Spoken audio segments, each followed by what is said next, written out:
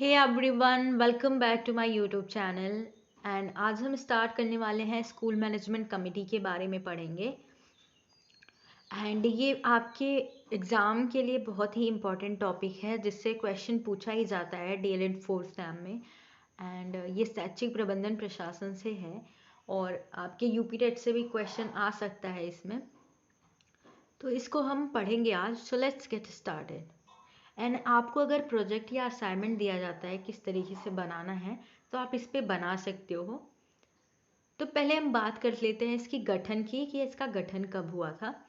राज्य के सभी राजकीय एवं सहायता प्राप्त प्राथमिक क्लास 1 to 5 एवं माध्यमिक क्लास 6 to 8 विद्यालय में निःशुल्क एवं अनिवार्य बाल शिक्षा अधिकार विधेयक 2009 राइट टू एजुकेशन एक्ट था जो 2009 की धारा 21 के अनुसार विद्यालय प्रबंधन हेतु विद्यालय प्रबंधन समिति के गठन का प्रावधान किया गया है।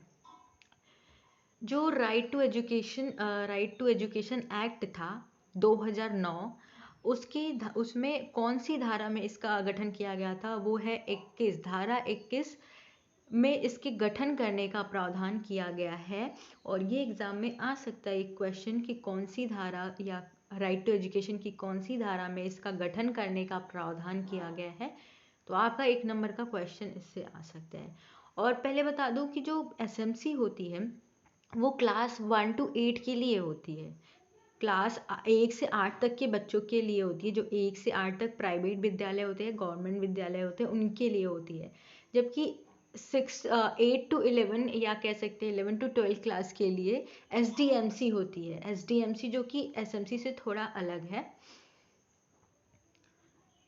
तो राइट टू एजुकेशन की धारा 21 के अनुसार विद्यालय विकास एवं संचालन हेतु विद्यालय प्रबंधन समितियों का गठन किया जाएगा। राइट टू एजुकेशन की धारा 21 में ये लिखा गया है कि विद्यालय प्रबंधन समिति या एसएमसी का गठन विद्यालय की जो विकास है या संचालन करने के लिए इसका गठन किया जाएगा। जो भी प्रबंधन है विद्यालय में, मैनेजमेंट है, वो उसको मैनेज करने के लिए इसका गठन किया गया है। विद्यालय के विकास से संबंधित सभी निर्णय गठित विद्यालय प्रबंधन समिति द्वारा लिए जाएंगे। विद्यालय स्तर पर यह समिति स्थानीय पदाधिकार के रूप में कार्य करेगी। देन हम बात करते हैं विद्यालय प्रबंधन समिति के गठन करने का क्या उद्देश्य होता है। देखिए, विद्यालय की क्रियाकलापों कार्यकरण को मॉनिटर करना ही इसका उद्देश्य होता है। बच्चों को निःशुल्क एवं अनिवार्य शिक्षा अधिनियम 2009 के लक्ष्यों की प्राप्ति सुनिश्चित करना है, जिसमें 6 से 14 वर्ष के बच्चों को निःशुल्क एवं अनिवार्य शिक्षा देने की बात कही गई है। उसको लक्ष्यों की प्राप्ति करना सुनिश्चित करना इसका उद्देश्य है कि सभी बच्चे उस उम्र के पढ़ने आए। विद्यालय प्रबंधन में अभिभावकों एवं शिक्षकों की भागीदारी सुदृढ़ करना। जो स्कूल मैनेजमेंट है उसमें पेरेंट्स, बच्चों के माता पिता और जो टीचर्स हैं वो सहयोग करें, ये सुनिश्चित करना है। विद्यार्थियों के शैक्षणिक उपलब्धि स्तर पर सुधार हेतु सामुदायिक भागीदारी बढ़ाना।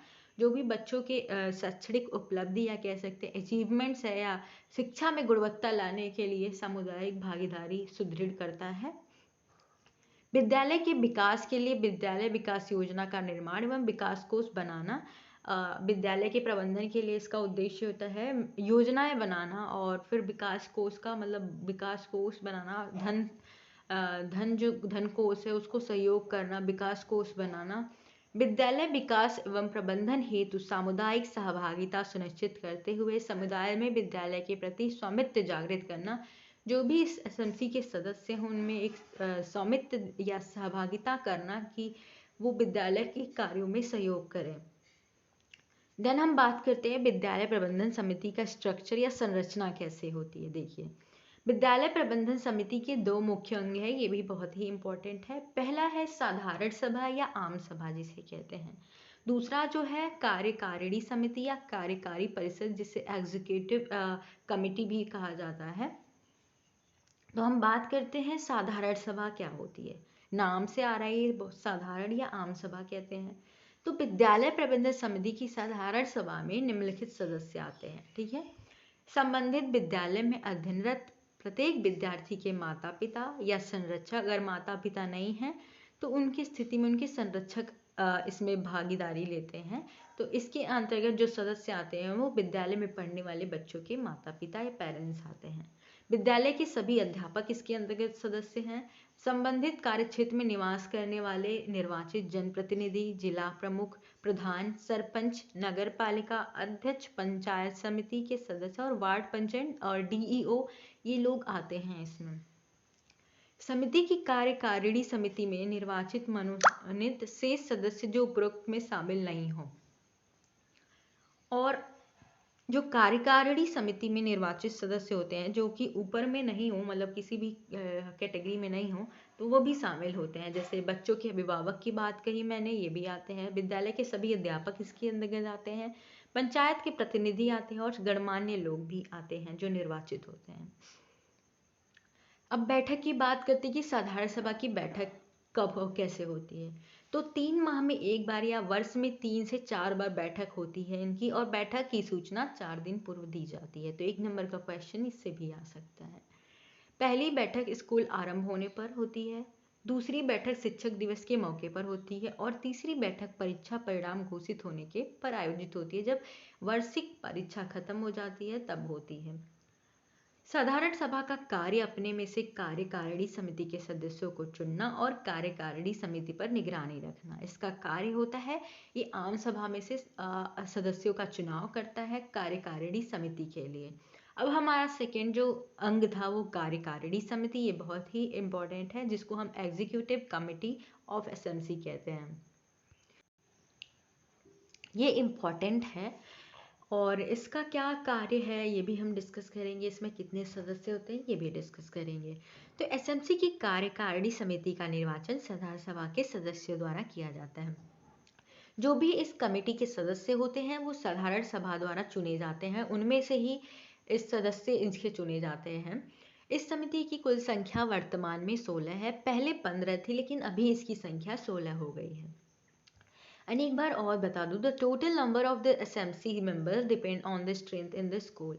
जो एसएमसी की संख्या, एसएमसी के सदस्यों की संख्या है, ये विद्यालय में बच्चों की संख्या पर भी निर्भर होती है। कि प्राइवेट में देखिए, अगर प्राइवेट में बच्चे ज़्यादा होते हैं तो एसएमसी की संख्या बढ़ के 21 हो सकती है मैक्सिमम। कार्यकारिणी के कुल 16 सदस्यों में से 11 सदस्य अभिभावक होते हैं। जो 11 सदस्य होते हैं वो आप बच्चों के पेरेंट्स होते हैं, और 5 सदस्य पदेन या मनोनीत अन्य व्यक्ति होंगे। जो निर्वाचित होते हैं वो 5 सदस्य होंगे। तो टोटल आपके 16 हो गए। कार्यकारिणी के सदस्यों में से 50% महिलाएं, अर्थात कम से कम 7 या 8 महिलाएं आवश्यक रूप से होंगी। जो भी ये समिति के सदस्यों में से 50% जो होती है महिलाओं का होना आवश्यक है। अगर नहीं है महिलाएं तो फिर वो तो कोई बात नहीं है, अदरवाइज होना जरूरी है। देखिए, समिति के पदाधिकारों का चुनाव का विवरण इस प्रकार है कि कैसे कैसे सदस्य चुने जाते हैं जो निर्वाचित या पदेन सदस्य होते हैं।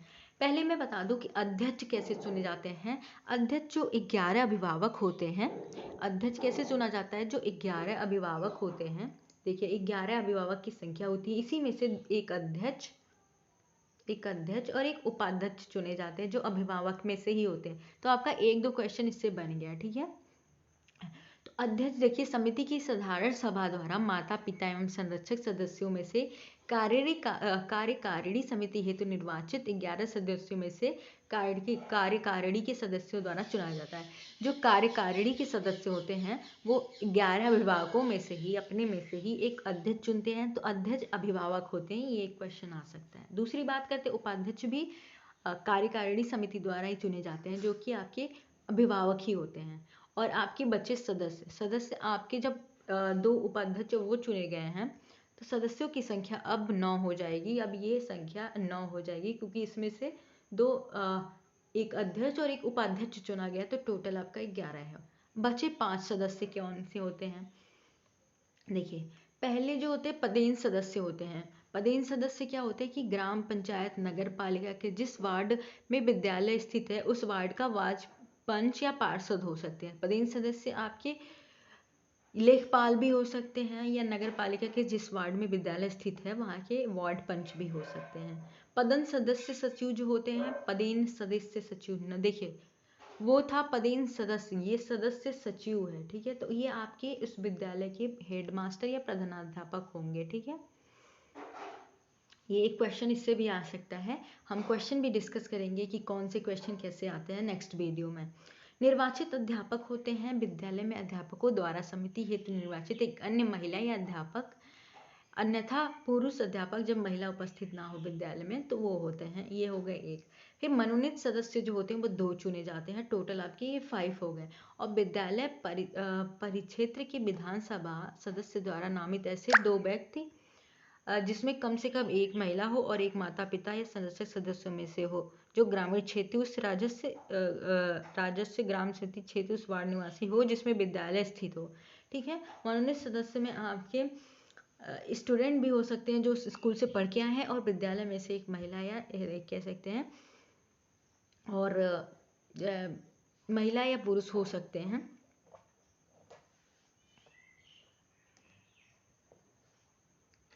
ठीक है, तो टोटल आपके 16 हो गए। अब बात करते हैं समिति की बैठक कैसे होती है।